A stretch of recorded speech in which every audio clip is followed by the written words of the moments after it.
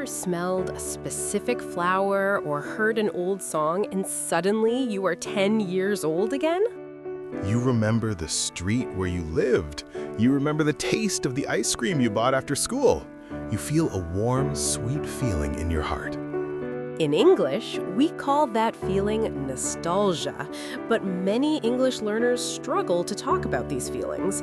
They say, I played soccer, or I was a child. It's okay, but it's not natural.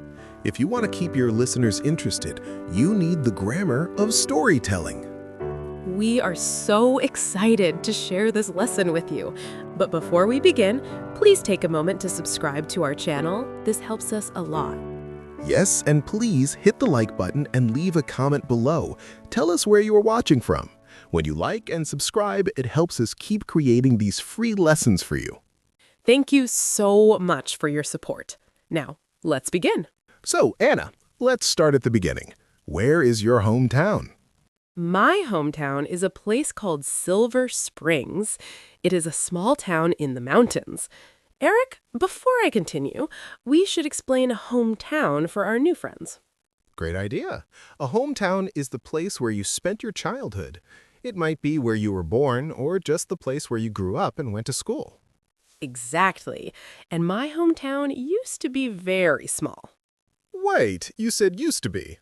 Let's look at that. Used to is for something that was true in the past but is not true now, right? Yes. For example, Silver Springs used to have only one grocery store. Now it has 5. It used to be a quiet place. Now it is very touristy. Touristy? That's a good word. What does that mean? Touristy means a place that has too many tourists or shops for travelers. It's not quiet anymore. I see. My hometown used to be very industrial. Industrial? Please, explain that one, Eric. Of course, industrial means a place with many factories and big buildings for work. My town used to have a huge steel factory, but it closed 20 years ago. So I say it used to be an industrial town. Okay, so we know how to describe the town using used to. But what about the things we did every day? That's where would comes in. When I lived in Silver Springs, every Saturday morning, I would wake up at 7 a.m. I would wake up. This is different from used to. Why?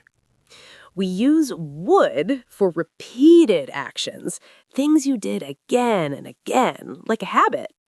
Ah, I understand. So on Saturdays, you would wake up early. What would you do next? I would meet my best friend, Sarah. We would walk to the river, and we would spend the whole day looking for beautiful stones. That sounds so peaceful. Peaceful means calm, quiet, and without any stress. It was. What about you, Eric? What would you do after school? After school, I would always run home as fast as I could. I would drop my backpack on the floor, and I would grab a piece of bread.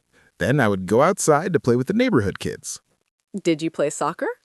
Every day, we would play until our moms would yell from the windows to come home for dinner.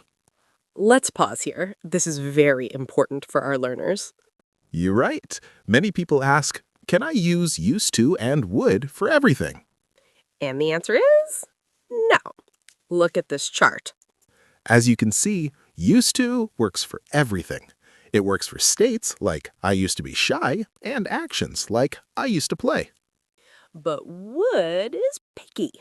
Would only likes actions. You cannot say, I would be shy. That sounds very strange.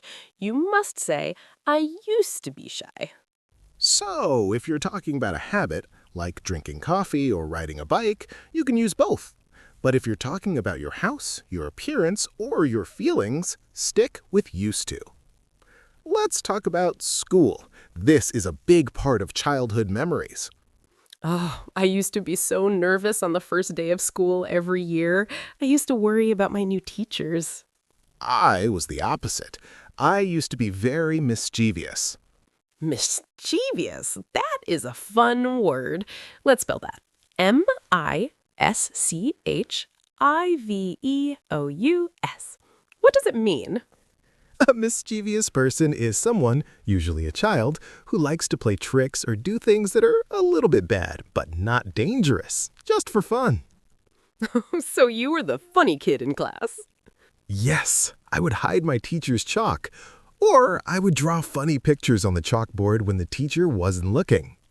I used to be the quiet kid. I would sit in the front row and I would take notes very carefully. Was your school big? No, it used to be a very small building. We didn't used to have a gym. We played sports outside in the grass. Notice Anna said didn't used to. That is the negative way to say it. For example, I didn't used to like broccoli when I was a kid, but now I love it. To make your English sound natural, use your senses. The 5 senses: smell, taste, sound, touch, and sight. For me, the smell of rain is very nostalgic. In my hometown, it would rain every afternoon in the summer. The ground used to smell like wet dust and flowers. For me, it is the taste. My mom would bake fresh bread.